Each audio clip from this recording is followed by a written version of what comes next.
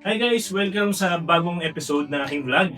Ipapakilala ko sa inyo yung mga food or yung mga iconic food dito sa Jakarta. Dadalhin natin yan from the streets of Jakarta going dito sa apartment. Iisa-isahin natin yung mga yon at i-compare natin siya dun sa mga food dyan sa Pilipinas. Samahan niyo ako at tikman yung mga iconic food dito sa Indonesia. Guys, uumpisahan natin itong vlog na to o series of vlog o series of episodes na to sa isa sa mga paborito kong pagkain. Hindi ko alam kung ulam o snack to dito sa Jakarta, pero inuulam ko kasi to kagaya dyan sa Pilipinas. Parang ganoon yung style ko. So, uumpisahan natin sa soto mie. Yung soto mie is a Indonesian noodle soup na famous dito sa Jakarta o sa buong Indonesia. So, iba't iba rin yun, ano? So, itong gusto kong food is soto mie Bogor. Sabihin, galing siya sa Bogor. So, parang sa Pilipinas, meron tayong Pampangas Best. Meron tayong Pansit Malabon. Sabihin nun, pansit na galing Malabon. So, ito, soto mie na galing Bogor. So, umpisa natin tikman ang isa sa paborito kong pagkain dito sa Indonesia. At ito na nga siya. Dadalhin natin ngayon dito.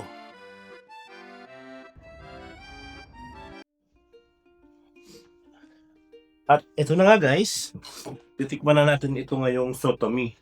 Yung soto mie, galing siya sa two words, no? Soto at mie. Yung soto ay Indonesian soup. Pwede rin siyang Singaporean or Malaysian soup. Yung mie is noodles. So sa Pilipinas, di ba, mami? So dito, mie is noodles din. So halos hindi kayo mahihirapang kabisaduhin.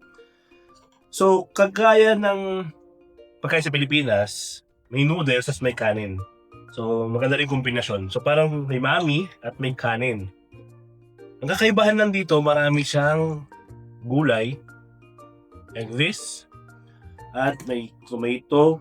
At isa sa mga hindi nyo akalaing magandang pares dito sa pagkain to ay ito.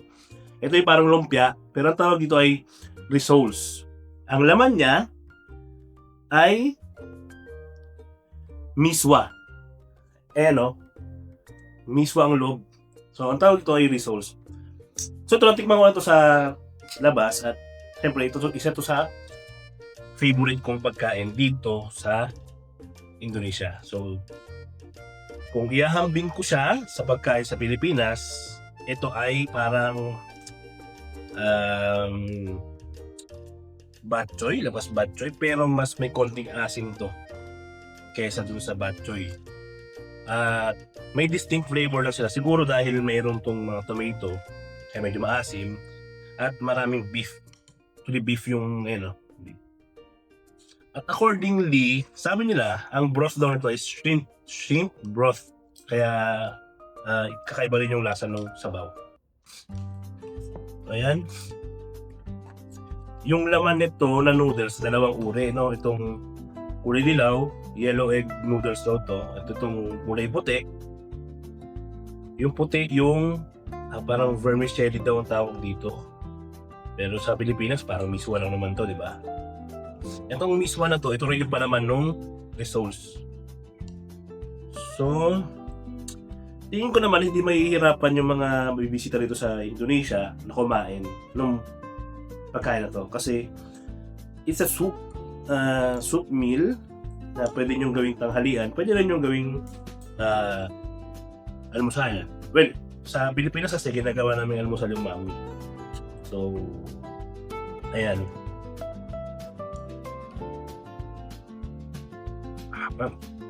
Hindi nyo akalain na yung rissoles o itong parang lumpia na to, maganda yung kombinasyon niya doon sa soup-based na noodle soup. Promise. Magtataka rin kayo. Noong una kasi weird kasi may lumpia tapos may sabaw, di ba?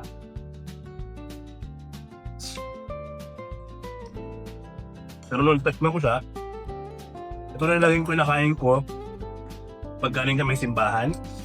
Sisimba kami dun sa may bandang North Jakarta.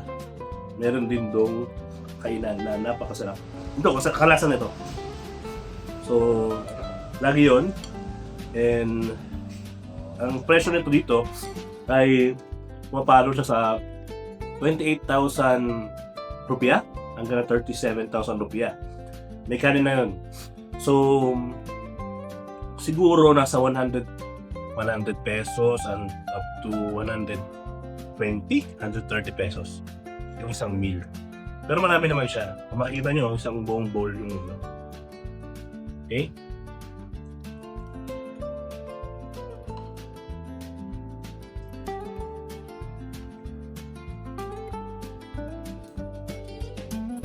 Nga pala, itong sotomi, marami itong uri. Itong binili ko, sotomi bugor. Meaning, galing siya sa, ang recipe niya is from Bugor. Sorry, Bugor is a place dito sa Indonesia. So parang dito sa Pilipinas, di ba, meron tayong Loming Batangas, Pansit Malabon. So dito rin meron silang sotomi bugor. Meron din ibang soto na iba rin yung tatak. Meron soto bitawi pero walang noodles. Pero ito yung mas trip ko tong pagkain to kaysa doon sa ibang soto. Actually, yung dalawa pa lang naman yung soto na tikiman ko, ito at yung bitawi.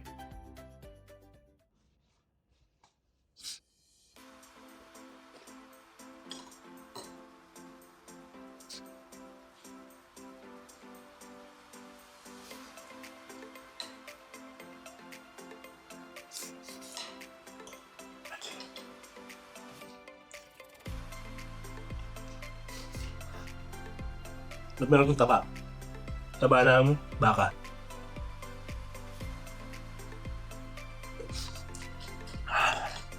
Grabe ang hang.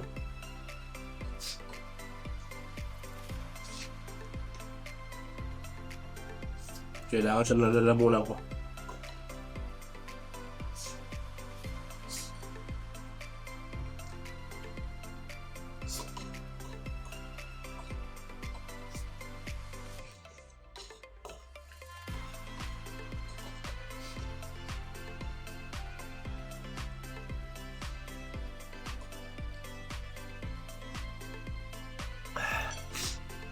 Parang halos naman nung makakakain ko dito, laging may partner na kanin.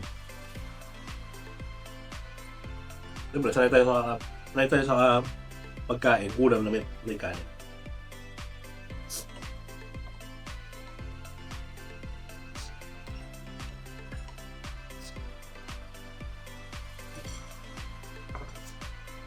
Tapos na yung kanin, ubusin ko na lang itong titirahan. Wow!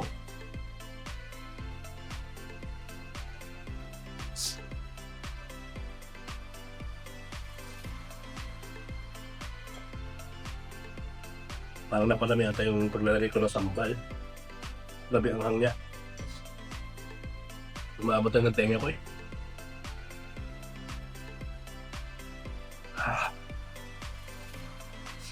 Nga pala,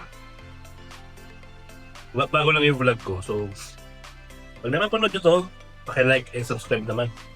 Konti pa lang, parang mga 40 plus pa lang yan eh. Pero makakatulong yun. Pag napanood nyo to, paki-like at subscribe.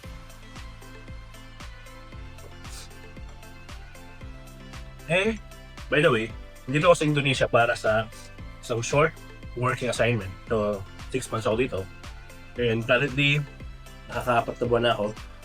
At pinarong buwan pa. Susulitin natin yung, hindi yung trabaho ha, yung paggana at pagkain dito.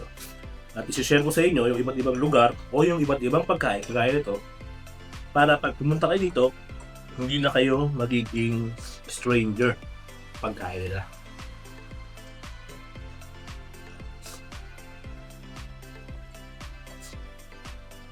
Ang hang talaga.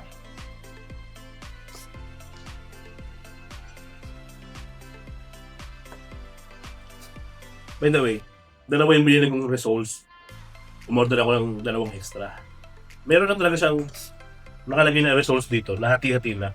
Pero kung gusto nyo pang umorder, pwede nyo pa yung magpatagdag ng results. So, puro carbs.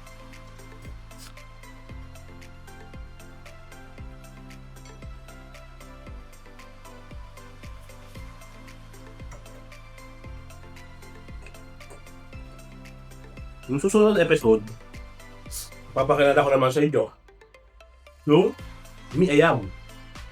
So isa rin siya dito na sikat. Dahil sa mga kanto-kanto, may nagbibenta ng Mi Ayam. Ito sa Sotomi, meron din dyan.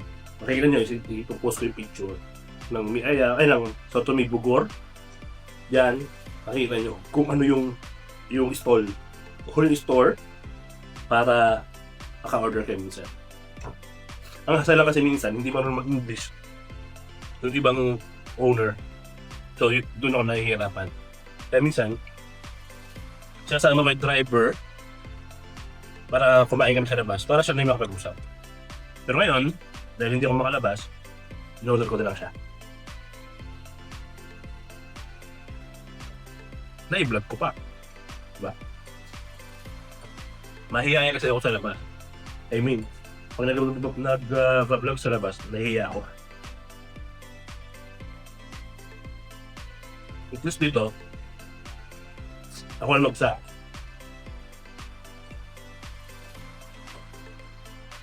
Yan na nga. Ubus na.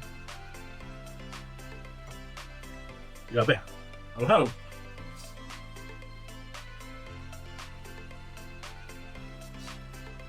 Hindi siya ganun kaalat. May konting alat. May konting asim. Gawa ng tomato. Pero for sure, magugustuhan nyo rin naman ito.